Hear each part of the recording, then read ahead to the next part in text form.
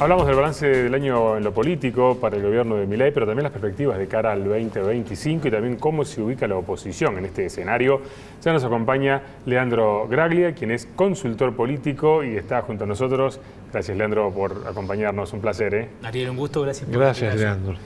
Bueno, un poquito Roberto hizo un raconto de algunos puntos principales de lo que fue este año de Milei, donde claramente la economía es su respaldo. ¿Cómo lo ves desde el punto de vista en general? Digamos, ¿cómo fue logrando construir su poder? Una persona que venía desde fuera. ¿Y cómo proyectás, ¿no es cierto?, la continuidad de su gobierno en ese sentido. Bueno, creo que en esta semana hemos tenido muchos balances y lecturas de lo que ha ido sucediendo. Sin duda, los logros en materia económica son conocidos, son notables, al menos en las variables que simbólicamente impactaban más y que hacían a su propuesta electoral. El economista, el candidato economista que prometía ajuste para ordenar la macroeconomía, cumplió. Claro. Se redujo el déficit fiscal, es innegable, se pasó de un déficit casi de 2,5 puntos a casi 2 puntos de superávit, es decir, un ajuste tremendo a las cuentas del sector público y asociado a eso se desaceleró la inflación, todavía tenemos, pero se desaceleró y se estabilizó y fue a la baja el dólar, digamos, después de la devaluación de diciembre que hizo este propio gobierno. Entonces, son indudables los logros en inflación y dólar, por ejemplo, que son las grandes variables simbólicas que nosotros asociamos y que afectaban por ahí la vida cotidiana. Entonces, eso es innegable y es parte de la base de su apoyo político hasta ahora, ¿no?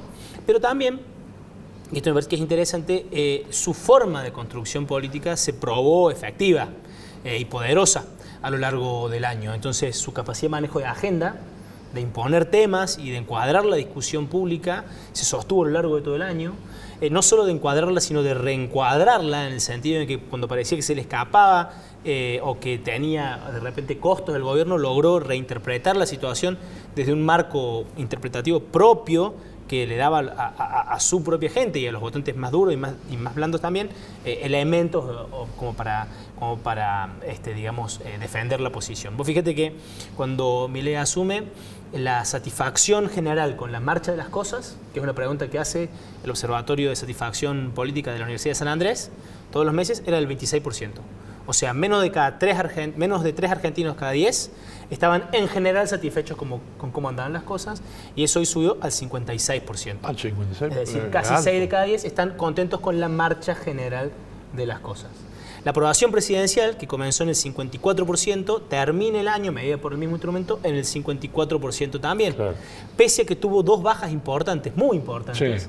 Una en abril, coincidente con la discusión por el tema universitario. Exacto. Y otro en septiembre, coincidente con la discusión por los jubilados.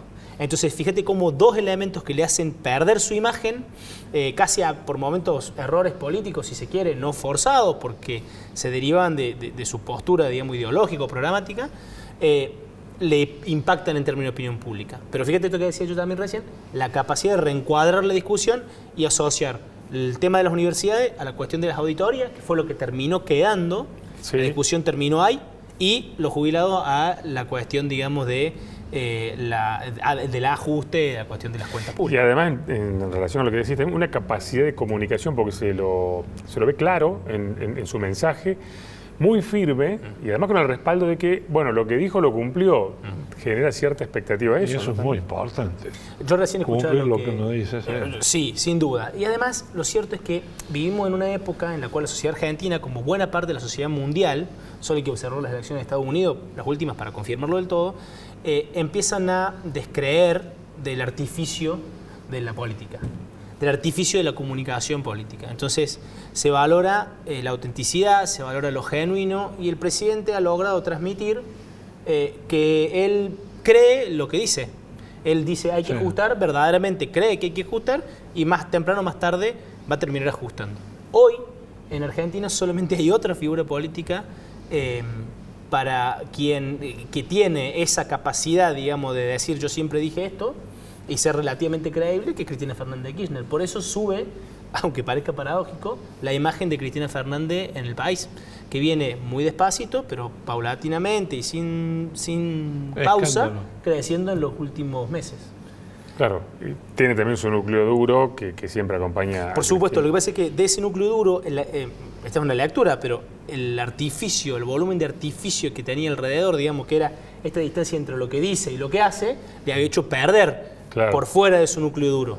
Y ahora, a un votante que estaba decepcionado, y que creo que se mantiene, pero lo termina recuperando también fruto de la polarización que plantea el propio gobierno nacional. Exacto, que ha elegido a Cristina, digamos, como su adversaria nuevamente en un experimento que nosotros ya vivimos en el 2017. ¿Y no será que está cometiendo el mismo error que hizo Macri? La jugada es muy parecida. ¿No es cierto? ¿Vos le encontrás algún otro perfil distinto? No, la jugada es prácticamente la misma. La única diferencia, que no es menor, es que este boxeador tiene mejores fintas, digamos. O sea, un oficialismo más potente, pega más fuerte, esquiva mejor, tiene más características propias para dar esa pelea. Y el gobierno de Cambiemos no las tenía. De hecho, el gobierno de Cambiemos, a su elección de medio mandato, lo termina salvando, y yo creo que salvando el gobierno, un desembolso extraordinario del Fondo Monetario Internacional, tan extraordinario que le terminó generando una investigación interna, digamos, algo totalmente imprevisto. Y ahora, pensando en esto que decías de la polarización, de cara ya a un año electoral como el que se viene, el gobierno, digamos, tiene con este escenario económico actual, no sabemos si va a haber una recuperación como plantean, presumen desde el gobierno que sí, ¿tiene chances de hacer una buena elección, como le ha habido a Macri, casualmente en el 2017? ¿O tendrá que avanzar en otros proyectos también, como por ejemplo que la sociedad reclama el de ficha limpia y una serie de gestiones?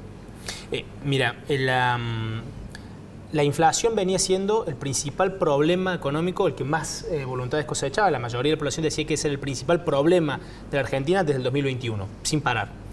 Por primera vez hay 3 problemas por encima de la inflación: la pobreza, los bajos salarios y la inseguridad.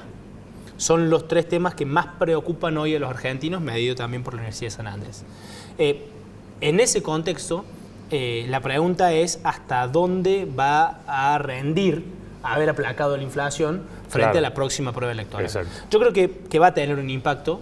Creo que además el gobierno se encamina hacia una buena elección, porque es una elección intermedia, en la cual básicamente lo que se tiene por delante es un plebiscito de la gestión, es decir, vamos a leerla diciendo la gente apoyó la marcha del gobierno o desaprobó la marcha del gobierno, y lo que va a suceder es que Milei va a aumentar la cantidad de bancas en todo el país.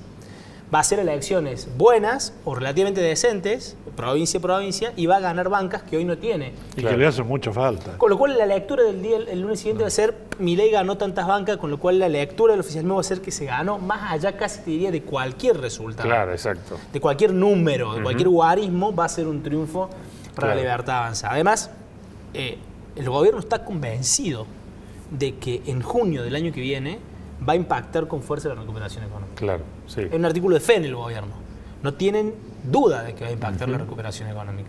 De hecho, hay quienes sostienen que buena parte de lo que hace el gobierno es, y por eso su importancia en el manejo de la agenda es, digamos, proponer otros temas hasta que llegue el impacto económico. Claro. Y Leandro, recién hablábamos de la polarización con Cristina, pero nos encontramos con una oposición fragmentada, que bueno, ese es el escenario que le plantea el gobierno. En este año, digamos, ¿qué lecturas es de cada fuerza? ¿Cómo termina posicionándose al cierre de este primer año? Sin duda, el principal fenómeno del año es el cumplimiento de la crónica de una muerte anunciada que había sido la de Juntos por el Cambio, digamos. Claro. La reconfiguración de aquel Cambiemos, que creó su identidad política en contraposición con el kirchnerismo, porque era Cambiemos al kirchnerismo. Exacto. Esa era la frase completa, digamos. Tal cual. Lo cambiaron, gobernaron, después no quedó muy claro qué era lo que tenía que cambiar, y apareció una persona que era mucho más cambio que ellos. Entonces, la polarización obedece a eso, a que en un mundo, en un país acostumbrado a pensar en términos del peronismo y el no peronismo tiene otra figura. Con lo cual, yo creo que esta tendencia se va a profundizar y va a plantear enormes desafíos a todas las vías de centro o a todas las vías de oficialismo crítico o de oposición dialoguista que intenta hacer parte del radicalismo, que intenta hacer el bloque de Pichetto en el Congreso y que intentan algunos gobernadores. Bien. Y por último, brevemente, ¿cómo ves la relación de la provincia de Córdoba entre el gobernador precisamente y el gobierno nacional? Te encadeno con lo que decía recién. Uno de los fenómenos también más importantes de los últimos tiempos en la Argentina, yo diría que es la provincialización. Nunca tuvimos un presidente tan interesado en fortalecer las provincias. Milei fortalece la provincia porque les va pasando cosas que desaloja del Estado Nacional, entonces está interesado en la provincia. Además no tiene compromisos en las provincias, no tiene candidatos propios, no tiene figuras relevantes, entonces le da relativamente lo mismo. En ese marco, el gobernador Yardora inició el año con un toreo con el presidente Milei, que yo estoy convencido lo sorprendió en la magnitud de la respuesta, digamos. No se esperaba esto. Y le pasó factura. Algunas de las cosas que le dijo Milei, como por ejemplo la crítica al monto específico que gasta en publicidad o en pauta, todavía aparecen en los focus group como críticas hacia el gobierno provincial. El gobernador intentó una relación más de convivencia y de coexistencia, lo logró, entonces empezó, digamos, mal, se acercó, trató de consolidar esa buena relación con Nación, con las opciones no kirchneristas, que siempre rindió bien en Córdoba, y a medida que se acerca el final de año, con algunos, diríamos, quizá errores del gobierno nacional en lo político, empieza a aparecer alguna vía de diferenciación en algunos temas. La obra pública, la inversión productiva, la ahora ficha limpia, la cuestión de la institucionalidad, los famosos modos y formas, empiezan a marcar alguna diferencia. El año que viene, el oficialismo de Córdoba renueva 2 bancas, tiene altas probabilidades de renovarlas a las 2. ¿Dos bancas? Renueva 2 bancas de diputado nacional. Sí, ¿quiénes son? Ignacio García Aresca, García Aresca. y Natalia de Soto. Natalia de Soto. Renueva esas dos bancas, tiene altas chances de renovar esas 2 bancas. Es muy difícil que pierda por la forma en la que va a funcionar el DON.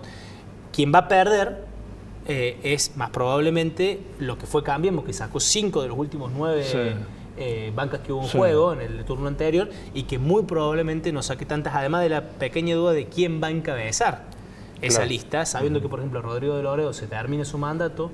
¿Termina el mandato? Sí, Rodrigo termina su mandato.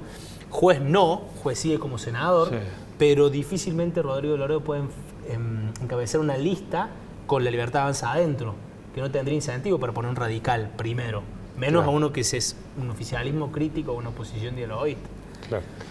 Bien. Pero yo creo que Rodrigo de Loredo es superior a lo que está en La Libertad Avanza, ¿no?